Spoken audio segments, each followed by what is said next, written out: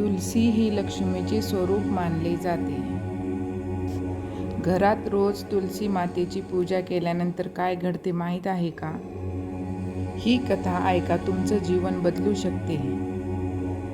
तिच्या पवित्रतेमुळे तुळशी म्हणून ही वनस्पती पृथ्वीवर आली. भगवान विष्णूची पूजा तुळशी विना अपूर्णच आहे. घरात तुळस असणे म्हणजे सुख, शांती, समृद्धीचे प्रतीक असते व आरोग्यही उत्तम राहते. चला तर मग पौराणिक कथेला सुरुवात करूया. पूर्वी जालंधर नावाचा महापराक्रमी योद्धा होता. त्याने सर्व देवास जिंकून त्याचे वैभव आपणाकडे आणून ठेवले होते. जालंधर सर्वांस अजिंक्य झाला होता. त्याचे मुख्य कारण त्याची स्त्री वृंदा ही महापतिव्रता होती हे होय. त्याचा नाश करण्याची युक्ती श्री विष्णूने कपटाने योजली. जालंधर रणांगणात पडला असे दाखवण्यासाठी श्री विष्णूने 2 माकडाकडून त्याचे शिर व धड आणून वृंदेपुढे ठेवले होते. ते तिनं पाहताच शोक करू लागली.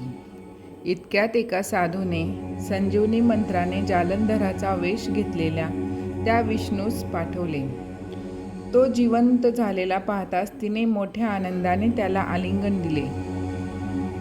काही दिवस श्री विष्णूच्या घरी राहिले. पुढे तिच्या हातून काही पातक झाल्यामुळे खरोखर जालंधर रणांगणात पडला. नंतर वृंदेला सर्व खरा प्रकार समजला.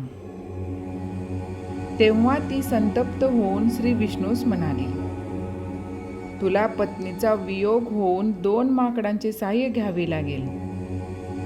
ही गोष्ट रामावतारातून घडून आली होती. नंतर तिने अग्निकाष्ठी भक्षण केली. कपटाने महापतिव्रतेचा छळ केल्यामुळे श्री विष्णूस वाईट वाटले व तो येड्यासारखा तिच्याजवळ बसला. पुढे पार्वतीने त्या चितेजवळ तुळस, आवळा व जाईचा वेल अशी 3 प्रकारची झाडे निर्माण केली. त्यातील तुळस हीच वृंदेप्रमाणे आहे असे मानून तिला प्रिय झाली. पुढे त्या वृंदेने रुक्मिणीचा अवतार घेऊन श्री विष्णूस कार्तिक शुद्ध द्वादशीस वरिले. तेव्हापासून दरवर्षी तुळशी विवाह करण्याची रीत पडली. कार्तिक महिन्यात तुळशीचा विवाह शालिग्रामाशी केला जातो व शालिग्रामाच्या विवाहानंतर सामाजिक विवाह सोहळा सुरू होतो. श्री लक्ष्मी नारायण अर्पणमस्तु.